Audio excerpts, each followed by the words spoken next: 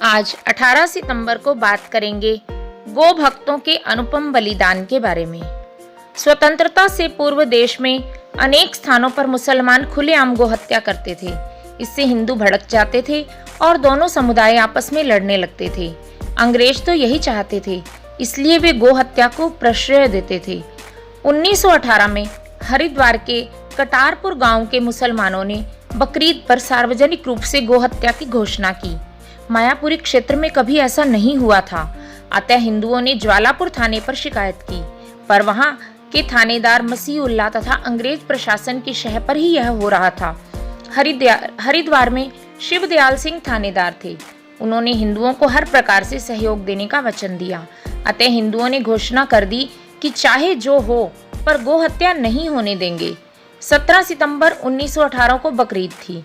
हिंदुओं के विरोध के कारण उस दिन तो कुछ नहीं हुआ, पर अगले दिन मुसलमानों ने 5 गायों का जुलूस निकालकर उन्हें पेड़ से बांध दिया। अगर आपने अभी तक हमारे चैनल को सब्सक्राइब नहीं किया है तो कृपया इसे सब्सक्राइब अवश्य कर लें, जिससे कि आपको प्रतिदिन इसी प्रकार की अच्छी जानकारी मिलती रहे। वे नारा-ए तकबीर, अल्लाह अकबर जैसे भड़कीले नारे लगा रहे थे। दूसरी ओर हनुमान मंदिर के महंत रामपुरी जी महाराज के नेतृत्व में सैकड़ों हिंदू युवक भी अस्त्र शस्त्रों के साथ वहां पहुंचे। उन्होंने जयकाराय वीर बजरंगी, हर हर महादेव कहकर धावा बोला और सब गायें छुड़ा ली। लगभग 30 मुसलमान मारे गए, बाकी सिर पर पैर रखकर भाग खड़े हुए। इस मुठभेड़ में अनेक हिंदू भी हताहत हुए। महंत रामपुरी जी के शरीर पर चाकुओं के 48 घाव लगे, अतः वे भी बच न सके। पुलिस और प्रशासन को जैसे ही मुसलमानों के वध का पता लगा तो वह सक्रिय हो उठा। हिंदुओं के घरों में घुसकर लोगों को पीटा गया, महिलाओं का अपमान किया गया। 172 लोगों को थाने में बंद कर दिया गया। जेल का डर दिखाकर कई लोगों से भारी रिश्वत ली गई। गुरुकुल महाविद्यालय के कुछ छात्र भी इसमें फांसी दिए गए।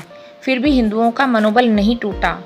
कुछ दिन बाद अमृतसर में कांग्रेस का अधिवेशन होने वाला था।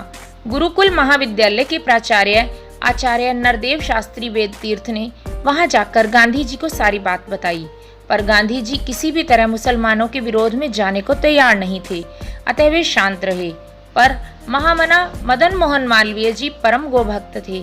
उनका हृदय पीड़ा से भर उठा। उन्होंने इन निर्दोष गोभक्तों पर चलने वाले मुकदमे में अपनी पूरी शक्ति लगा दी।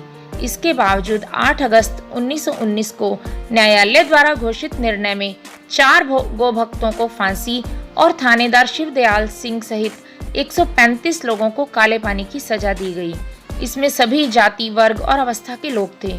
जो लोग अंडमान भेजे गए, उनमें से कई भारी उत्पीड़न सहते हुए वहीं मर गए। महानिर्वाणी अखाड़ा कनखल के महंत रामगिरी जी भी प्रमुख अभियुक्तों में थे, पर वे घटना के बाद गायब हो गए और कभी पुलिस के हाथ नहीं आए। पुलिस के आतंक के डर से अधिकांश हिंदुओं ने गांव छोड़ दिया, अतः अगले 8 वर्ष तक कटारपुर के खेतों में कोई फसल नहीं बोई गई।